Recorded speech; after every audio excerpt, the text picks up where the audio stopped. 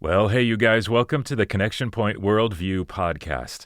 My name is Ron, your host. I'm here as always with Pastor Trey Shigley and Dr. Zach Breitenbach. They make up our Worldview department at Connection Point Christian Church in central Indiana. And this is a podcast that's helping just kind of bolster your faith and process areas of the Bible or tough questions of apologetics that might help you, your students, family, or friends. This is a Burning Questions edition, which means we've been submitted some questions that we're trying to work our way through and give just a few minutes of thoughtful biblical answers to help you in your faith or maybe answer a question that a friend has in your life. So, Dr. Zach, what's the question you've got for us today? How can we know if a command from the Old Testament, this person says especially something like Leviticus, still applies under the new covenant? Good question. It's a good question. There's a lot of commands in the Old Testament. I believe, according to Jewish rabbis, it's like 613 commands in the Torah. So that's a lot of commands. Right. And by Jesus' day, had likely added their own. Yeah, and I believe they've counted up like how many of them are thou shalt nots versus how many are thou shalt, and the thou shalt nots are 365. So there's one thou shalt not for every day of the year awesome. in the Torah, in the books of Moses. So that's a lot of commands, and so how do we know if these apply to us? Because there's some that to us seem a little odd, and we don't really talk about this as Christians, right? Like there's certain ceremonial kind of laws, like things that have to do with sacrificing animals, or certain foods that are kosher, or they're clean, or they're not clean. Things about like don't mix certain kinds of threads together, and things that we find to be kind of unusual, things that we don't practice as Christians. So like, how do we decide? Is this something that we do as Christians or not? And why would it be something we don't do if it's in the Bible? It's a good question. So I would say we do want to distinguish between ceremonial laws, like I just mentioned, sacrificing animals, clean and unclean foods, this sort of thing, versus civil laws, which are basically what I mean by that is like government laws. Like, remember, Israel was governed by God at first, before they had a king. It was a theocracy, right? And God gave them commands for even like laws of the land, and like penalties for certain things. You steal somebody's goat, you're going to have a certain penalty. Well, we got our own laws and our own government system in America, but Israel had their own civil laws, right? And so certain laws in the Old Testament are government laws or civil laws. So you got ceremonial laws about like sacrificing animals, various religious rituals. You got civil laws like government laws, and then you got moral laws, right? Like the Ten Commandments, right? Don't kill people, right? Things like this.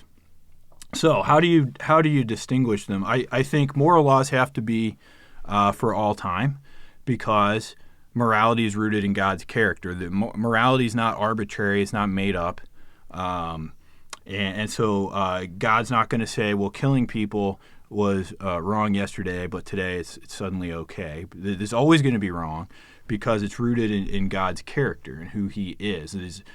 These moral commands are expressions of God's character that aren't random. They have to be what they are, right. And so they don't change. Yeah. And we often see these repeated in the New Testament too, right? Right. But ceremonial laws, we know, like the clean and unclean laws, the dietary laws, they went away, and the New Testament says that. The sacrificing of animals, out of the book of Hebrews says that's gone away because those only pointed forward to Jesus as the real sacrifice, the ultimate sacrifice, that kind of thing. So those go away because they only pointed forward to the fulfillment in Jesus. It's not that they aren't valuable. They're fulfilled, though, and so they no longer need to be practiced. And the civil laws don't apply because we have our own government, and the Bible says honor the king, respect the government in the New Testament, and so we're to do that. So I think when we make that distinction, it helps us to see how moral laws don't go away, especially when the New Testament reaffirms this. We see that Sometimes the New Testament abolishes some of these ceremonial laws or these civil laws, and they can go away because they're not rooted in the unchanging character of God in that same way. Right, right. No, that's good. So the question, how can we know if a command from the Old Testament still applies under the New Covenant? First question you ask is, what kind of law?